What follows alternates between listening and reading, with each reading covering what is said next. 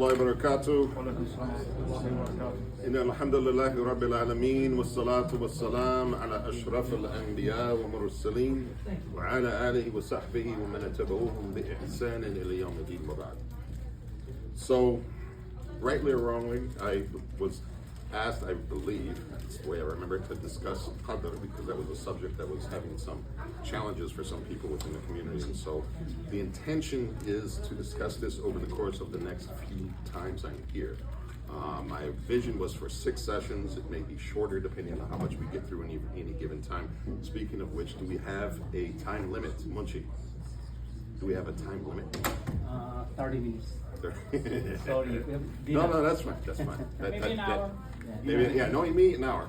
So, but inshallah, so we're going to go ahead and get started. The format, just real quickly before I dive into this, there's going to be an introductory, then we'll go through the 4 pillars or principles behind understanding Qadr, and then a summary session. Again, the format was designed to be for 6 sessions. Whether or not we shorten that because of what we can cover, if we got 30 minutes, it's probably going to stay 6 sessions. So we're going to go ahead and get into it. So understanding Qadr. Qadr, of course, being the Arabic word for divine decree, predestination. There's a lot of ways to translate it. Not the easiest word to translate from English to Arabic, but it's basic. Just hopefully this will help you understand it a little bit better, inshallah. So again, it's going to be a somewhat comprehensive explanation and exploration of this topic. Fundamental, of course, to our aqidah, to our creed. One of the 6 pillars of Iman, as we all know from the Hadith of Jibril, which I know has been mentioned here many times before. 6 presentations, inshallah, are going to get into some of the intricacies. We're not going to cover everything. I need to be clear about that. First and foremost, the reason for that is that even during the time of the Prophet ﷺ, the companions wrestled with this concept, even debated amongst themselves regarding this concept, so much so that the Prophet eventually had to interject himself into it. He actually, the Hadith, the way it describes him, he became pomegranate colored in his face. He was enraged by what he was hearing because they were pitting verses of Quran against one another. And when he interrupted them and interjected them, he told them, he said, this is not what the Quran was revealed for. He's simply telling them that they don't need to go too far into this idea because there's only a limited amount of understanding and knowledge that we've been given about it. Ours is to take what we've been given, understand it correctly, and then trust in Allah, which we'll get into a lot of that in detail here, inshallah. So that's important to understand, and also the limitations of what can be achieved. And we'll see what happened even historically with that striving to understand this topic, inshallah. So we're going to go through definitions of it, importance, and the 4 levels. And then we'll examine the levels of detail with Quran and Hadith, and then some practical implications, some practical reflections, and inshallah, advices about how we can incorporate this into our lives more commonly and more readily, inshallah. So what is Qadr? We've kind of spoken about it already, but we'll go into this a little bit. So Qadr is the divine pre-decree and ordainment. You'll often hear Qadr wal Qada. They have 2 separate meanings. Some referring to what's coming, some referring to what has already happened. The gist of it again is the decree and the ordainment. The belief that everything that happens is predestined. Allah has a design, He has a plan. And this is the plan that is being executed throughout creation since the beginning of time until the end of time, throughout our lives. And we'll explore that in some different, etc. And it's all predestined and occurs according to His knowledge and His permission, which we'll talk about in more detail. It is, as we've already said, a pillar of faith. It's one of the 6 pillars of Iman, the last of the pillars of Iman, which has been mentioned both in the Quran and by the Prophet ﷺ himself. So there's no question about it, as I often say to people that come and visit me to understand Islam, that our faith is not founded upon things people that came long after the time of the Prophet wrote or conceived of or thought of and wrote about. These are things that we find in the words of Allah Himself and in the teachings of the Prophet ﷺ, which are, for those who aren't already aware, a second form of revelation from Allah, and it has been preserved by Allah. The verse that we often quote regarding the Quran about that we have revealed it and we will preserve it, protect it, it is also taken to imply also the Quran or the Hadith in meaning. Not necessarily in wording the way the Quran is protected, but the Hadith as well are protected in meaning. Our understanding, the lessons we get from them, that has been preserved and protected. And it's important to keep that in mind, is that we have 2 revelations. We have 2 forms of guidance from on high that we rely on. the Quran and the Hadith, and that is very important. And I'm a bit of a stickler for the Hadith because that is my PhD, is in Hadith, and that is where I'm heading. So you're going to hear a lot about that, and you're going to get tired of it, but inshallah, it will be beneficial, inshallah. And as always, as we know, it's an aspect of Tawheed. Because Qadr is related back to Allah Himself, it is an aspect of Tawheed itself. And as it mentions here, specifically Tawheed al-Rububiyyah, His Lordship. The idea that Allah is the Lord. He's the one that creates, sustains, owns, has the command of do and do not do. His is the command. His is the ability to tell us what we must do and what we must not do. This is critical and important. So the importance of understanding Qadr. We've already spoken about some of it, but it's one of the keys to our own spiritual growth personally. So comprehending it can deepen not just our iman, and we know it's a pillar of iman, but also our tawakkul, our trust in Allah. When we truly understand Qadr at a deeper level, we're able to have greater trust and reliance upon Allah because we understand the nature of that trust and where it's rooted in terms of His complete understanding, His complete awareness of how things will unfold, both in the past, in the present, and in the future, and the nuances of the choices we could have made. The analogy I've thought about with this relating, most of us who are familiar with any of the pop culture stuff out there right now, Marvel Universe in particular, DC does it too, by the way, is the idea of a multiverse, these alternate universes, alternate timelines, etc., right? In essence, Allah's knowledge encompasses all of that. Were that to exist, Allah would have all the encompassing of that. Because if you look at the way it's detailed, it's the idea that different actions, different outcomes, different decisions lead to different outcomes. And Allah knows all of those things, all of those potential universes in the multiverse of the comic world. Allah has full comprehension of all those possibilities, all of those strands of the possible outcomes of the decisions we made or didn't make, the actions we took or didn't take. All of those outcomes are already known to Allah. None of the options that we could think of or have implemented are unknown to Him or their consequences. All of that is known. The plan is there. And so it's through that humility and submission that comes with that, by submitting to the divine, we recognize that all of the events, good and challenging.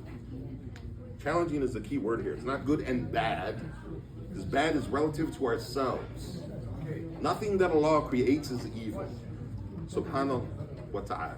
When we say Subhanallah, frequently we misunderstand what that term actually means. Subhanallah is not simply glory to Allah, glory to God. Subhan is tanziyah min shari. It is an absolution, a removal, a complete distancing from any sort of evil, any sort of bad. Allah is not the author of anything bad. There are things that have bad consequences, bad natures in their actions, like ourselves. We're not all good. We're not all bad either. We all have nuances within ourselves. Sometimes the good overwhelms the evil. Sometimes the evil overwhelms the good. But we are a combination of two forces that are constantly battling within ourselves. And it's up to us to learn how to control those. That comes through our faith in Allah and His guidance. And these are all part of a greater plan. It includes, and some of you know that I've had a penchant for mental health and Islamic psychology. This is also a source of mental well-being. Sense of our own mental health is understanding this because Qadr provides solace during difficult times, challenging times. We maintain a positive outlook, understanding that trials are opportunities for growth. There's a phrase in the self-development world called post-traumatic growth. Sometimes people go through trauma, they have great difficulties, they struggle, they fall, they crash to the bottom.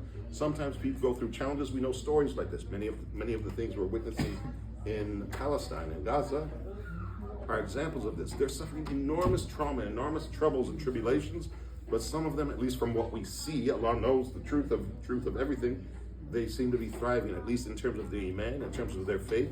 Even we see them smiling and laughing at times. In the midst of all of that, can you imagine if you were in the middle of that, would you be capable of smiling and laughing? Of having happiness and joy, even in limited doses and quantities? Part of the source of this is iman, and part of the source of this iman is this understanding of the Qadr of Allah.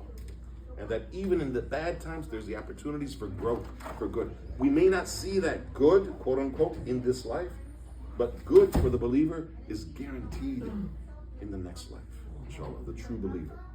So that's important to understand. That's an important source of our being able to weather the storms that inevitably will come in life.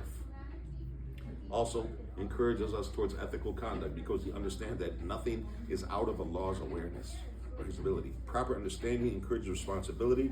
Believers strive for good deeds, recognizing that the ultimate outcomes rest with Allah. In other words, we intend good, and I believe I spoke about this in the khutbah yesterday. We intend good, but the outcomes are not in our control. We can do everything we think is necessary to have a good outcome, but not achieve the outcome. Do not feel like you failed in that situation. All of that is seen, all of that is known. The outcome was not yours to guarantee.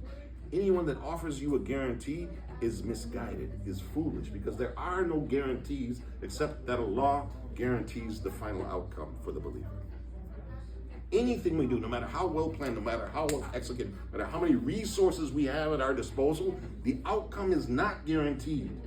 No matter how sure of yourself you may be, that assurity can become sinful when we think that we have the power to make whatever we want happen. And unfortunately, this is part of the nature of this world, especially the Western society. They try to encourage us to believe in our own power, our own ability. Yes, we've been given power and ability, but that power and ability is always and forever under the control and the command of Allah. He can remove that ability from you at any moment. Not because of malady, but because something that comes about without any explainable reason or cause. All of that is in his control. So the outcome is never because of what you have done. Remember that even Qarun, he attributed the wealth that he had to something that he had done. The knowledge he had, the ability he had acquired, and Allah reminded him in a very substantial way that that was not true. The earth opened up and swallowed him and everything he had gained, and those people that were essentially fanboys and fangirls of him into the depths of the earth, because he had attributed all of that he had amassed to his own abilities and his own power. And Allah reminded him, you didn't have any real power. Whatever you gained was because it was in my plan. And I knew how you would behave with that wealth. And so you suffered the consequences. Do not become fooled that you have the power to make any outcome happen on your own. Nothing we achieve is done through our own power alone. Any power we have is from Allah. The failure is according to his decree, not necessarily because of a shortcoming in yourself. You intend good and you do everything you can to execute that good, but you do not succeed. What does the hadith tell us? That every deed is based solely upon the intention, and you will get the reward of whatever you intended. So you make a sincere, keyword being sincere, effort to accomplish good in whatever form, however small, however large, and you are unable to achieve that good, that is still a win. Staying upon haqq, staying upon truth, and striving even while failing is still success. This is counterintuitive in a Western world, but this is the truth of Allah's kingdom. Our effort in good is always valuable and always rewarded, regardless of the outcome. Very important to understand. 3 perspectives. Now, I spoke about the historical challenges that were encountered in terms of this aspect of our iman. These are 3 examples of the schisms that developed shortly after the time of the companions. So very early on, this difficulty with understanding Qadr is a very ancient difficulty that people have. So if you struggle with it, and you're not alone. Great figures of learning struggled with this. Some remained misguided and died upon their misunderstanding. May Allah grant them the best outcomes according to what they earned.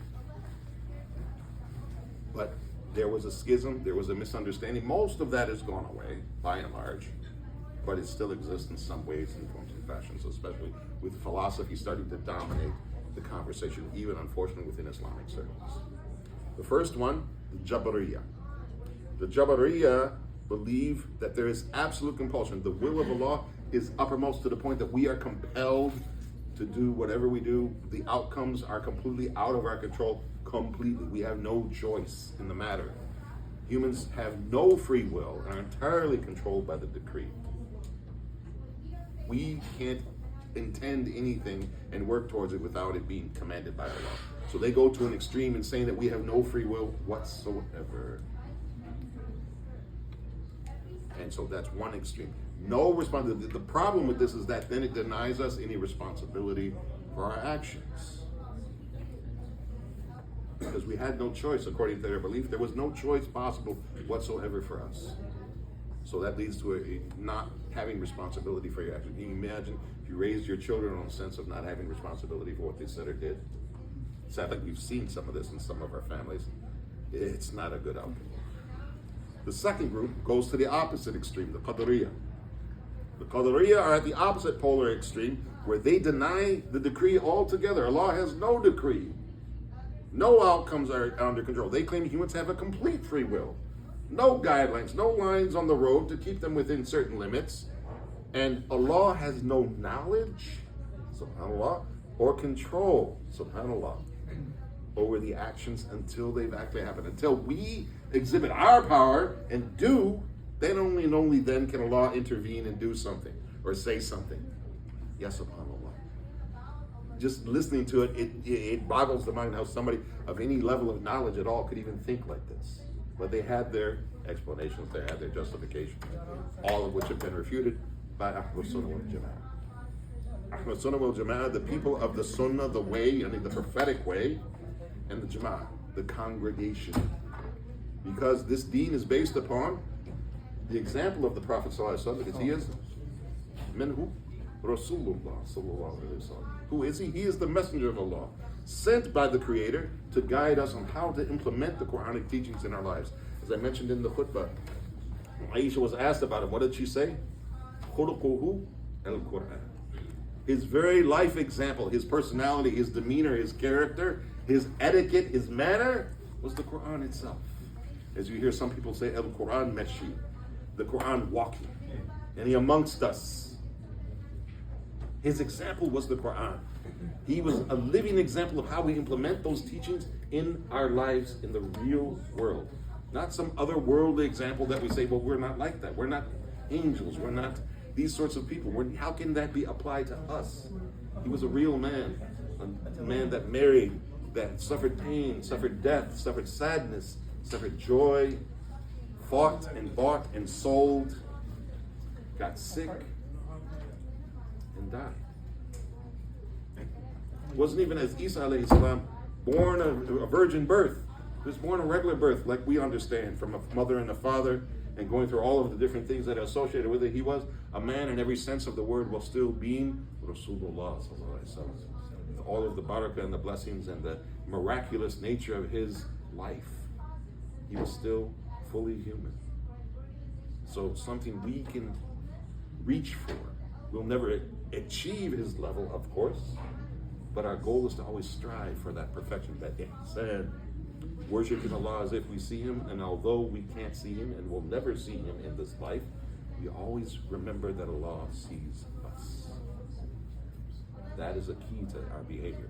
So they held the balanced way between the two extremes of complete compulsion and complete free will, where there was a balance between them, and this is the majority of the Muslims hold this view to some degree or another. They believe in both Allah's decree and the human free will, as Allah describes. And they recognize that Allah knows and has decreed everything, but humans have the ability to choose their actions. As Allah says in the Quran, you have been shown the two ways. And if there's a fork in the road, you have a choice. Go left or go right. Allah has told you, you go left, this is what happens. You go right, this is what happens. Choose. You're fully informed, you're fully aware of the outcomes, unless the guidance hasn't reached you. So you choose, but Allah has warned you about the outcomes. So it's there. Correct understanding of Qadr, inshallah. First and foremost, divine omniscience. And what does that mean? Allah has knowledge that encompasses everything, past, present, future. Nothing escapes his awareness. From the movement of the atoms and to the choices of individuals, and all the way out into the heavens as far as they might reach. We mentioned the multiverse as an example. Even our choices and the outcomes of those choices, none of that escapes his knowledge. Pre-decree, everything that occurs in the universe has been pre-decreed by Allah. And we'll get into that in some detail.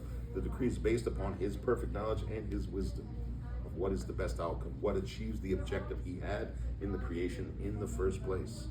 Human responsibility, again, not denying humans have the ability to choose, and that therefore they have responsibility for the choices that they make and the actions that they take with those choices. Despite the pre-decree, humans have been granted free will and the ability to make choices. We mentioned the two roads that Allah mentions in the Quran. You've been shown the path, two roads. You have a choice. Yes. I've got a question. It's more like the previous slide. So in the Ahlus Sunnah wal Jamaat, right? Jamaat. You said that there's the sort of majority of the people, they follow this view that Allah decrees everything and humans also have the ability to choose. But surely Allah's decree trumps your ability to choose. Because it's like yes and no. So for example, yes and no. So I mean, again, there's some truth to that statement, but it can be taken too far where you get to the point of absolute compulsion, where then there's no accountability. Well, something I'd like to ask you about is because, so for example, like in your khutbahs on Jummah, right, you often have the opening statement. In your opening statement, you say that only basically, if paraphrasing, but only Allah can guide and only He can misguide, effectively, right? So so surely that means, right, and no matter what you choose, if Allah decides to guide you, then He will guide you. And even though you might think you're choosing it, but surely that's what I meant when I said surely, even though they both can exist, but surely Allah's decree trumps what your choice would that be, or am I coming at the wrong angle? An example of where somebody can do what appears to be a search for guidance, but not become guided. There are numerous individuals that have read the Quran cover to cover, in some cases memorized it in Arabic even, and can recite it beautifully. Actually, very recently there's a seminar on Quran. The sheikh that was talking mentioned this woman that has spoken many times. I actually looked at some of the videos he referenced. She learned recitation from people like Sheikh Husri.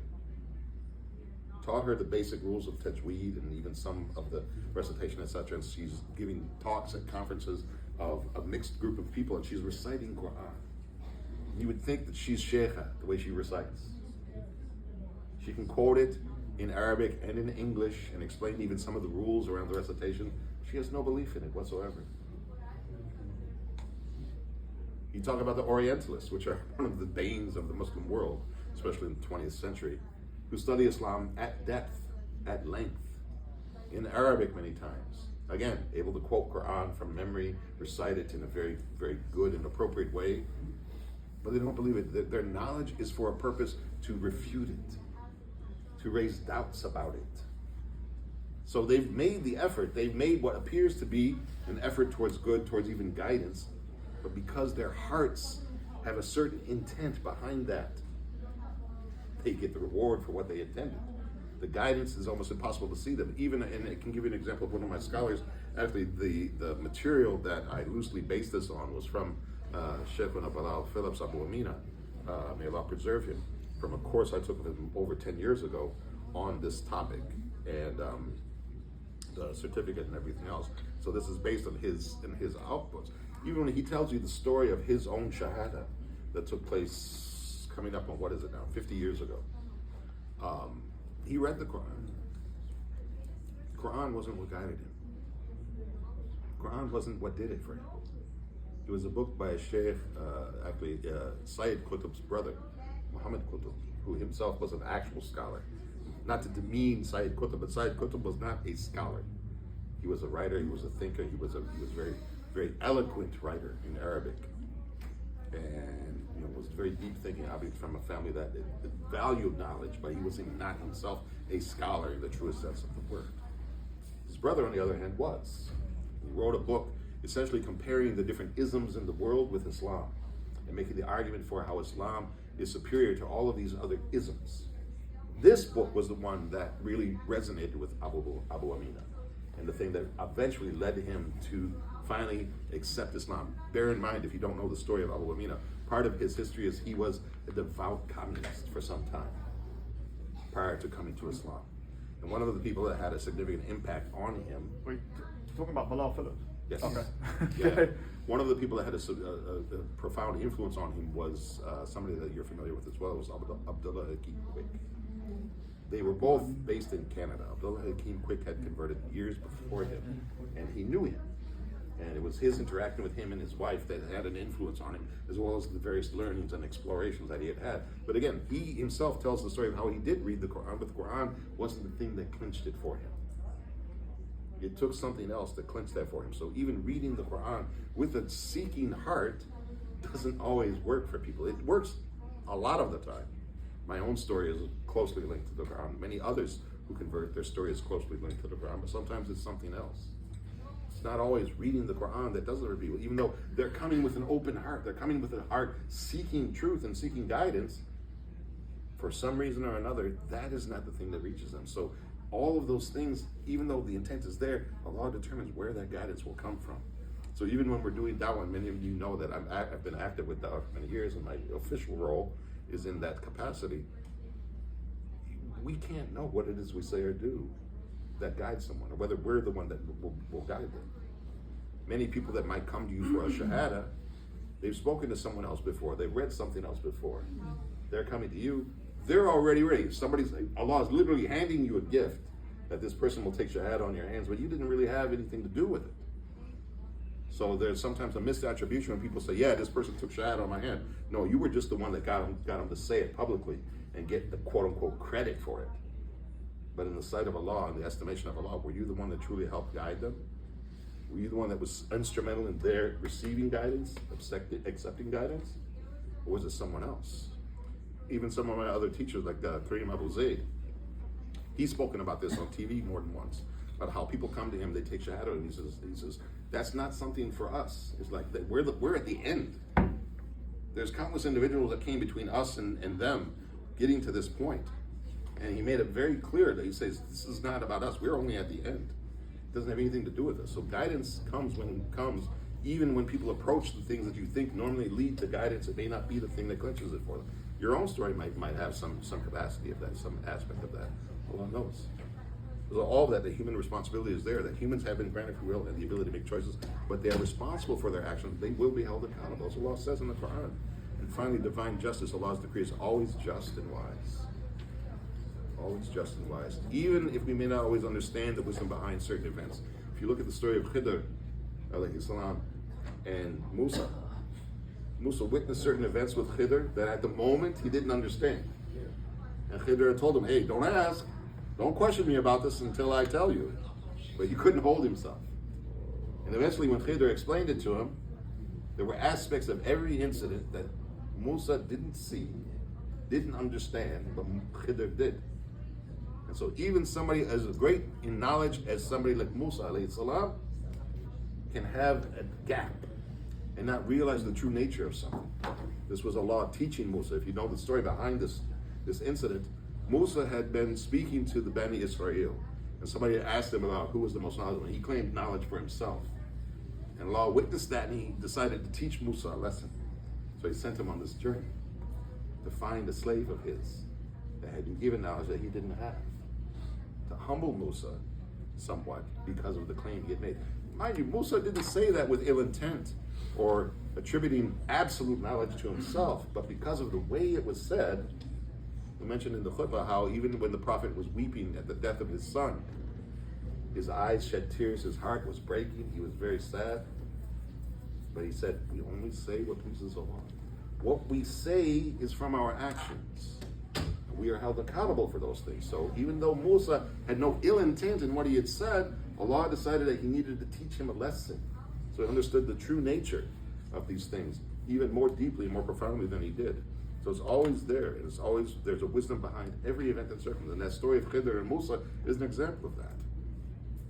This will, inshallah, I think yes, that'll be the last. The 4 levels of Qadr, this is what we'll get into in subsequent sessions, inshallah. So going from the bottom up, I realize that it's formatting messes that up slightly.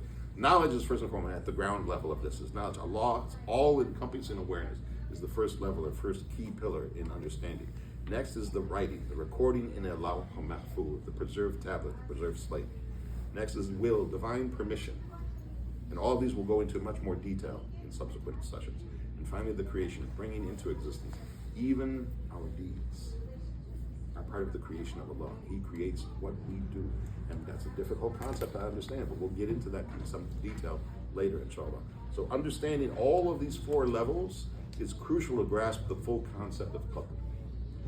Each level builds upon the previous one, creating comprehensive frameworks for the understanding of Qadr and Qada. We'll explore each of these, as I said, in detail in subsequent sessions, inshallah. So with this, I actually hit it right on the mark.